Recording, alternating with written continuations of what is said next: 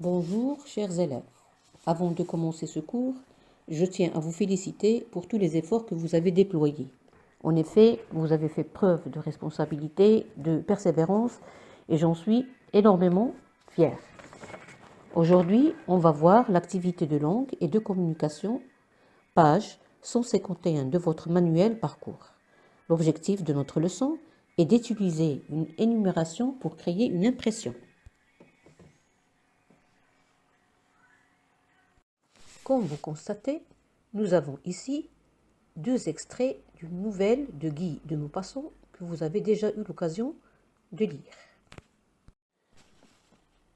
La première question est de relever le nombre de phrases dans chaque extrait. Commençons d'abord par l'extrait A. Le voici, et ils cherchèrent dans les plis de la robe, dans les plis du manteau, dans les poches, partout. Vous remarquez qu'il contient une seule phrase qui commence par une majuscule et se termine par un point. La même chose pour l'extrait B. Le voici donc. Ils seront dit à la préfecture de police, aux journaux, pour faire promettre une récompense aux compagnies de voitures, partout enfin où un soupçon d'espoir le poussait. Donc, cet extrait aussi, il contient une seule phrase. Passons à la deuxième question.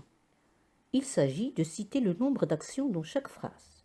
Commençons par la phrase A. Vous l'avez fait? C'est bien. Donc, ils cherchèrent dans les plis de la robe, c'est la première action. Dans les plis du manteau, c'est la deuxième action. Dans les poches, c'est la troisième action. Partout, c'est la quatrième action. Dans la phrase A, donc, nous avons 4 actions. Dans la phrase B, la même chose, il y a 4 actions. Ils seront dit à la préfecture de police, première action, aux journaux, deuxième action, aux compagnies de petites voitures, troisième action, partout, quatrième action. On peut déduire qu'une seule phrase peut contenir plusieurs actions. Pour la quatrième question, il faut relever le verbe employé pour rendre compte des actions racontées. Bien sûr, dans la première phrase, on a employé le verbe chercher au passé simple et la deuxième phrase, c'est le verbe se rendre bien au passé simple. Dans la cinquième question, on nous demande de refaire les phrases en employant le verbe convenable pour chaque action, c'est-à-dire le verbe chercher. Alors, nous obtiendrons les phrases suivantes. Ils cherchèrent dans les plis de la robe, ils cherchèrent dans les plis du manteau, ils cherchèrent dans les poches, ils cherchèrent partout. La même chose dans la phrase B.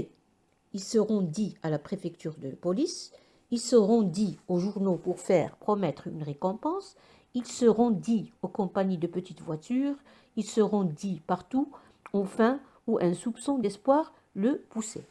Donc, on a ici la répétition du verbe chercher et du verbe se rendre.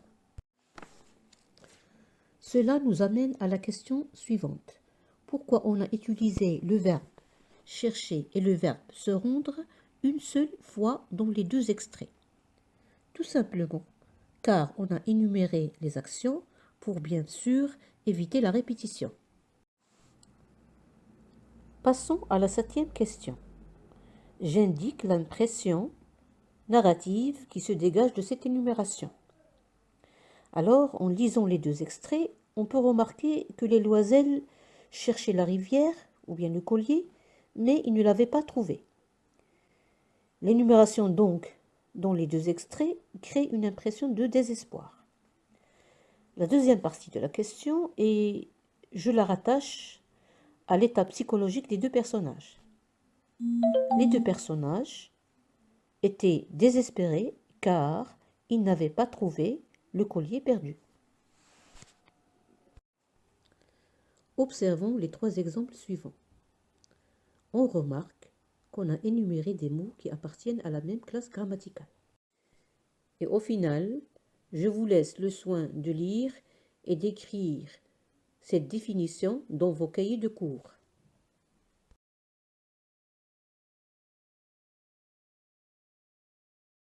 Je vous remercie pour votre attention. Si vous avez des questions, n'hésitez pas à m'envoyer un mail. Merci.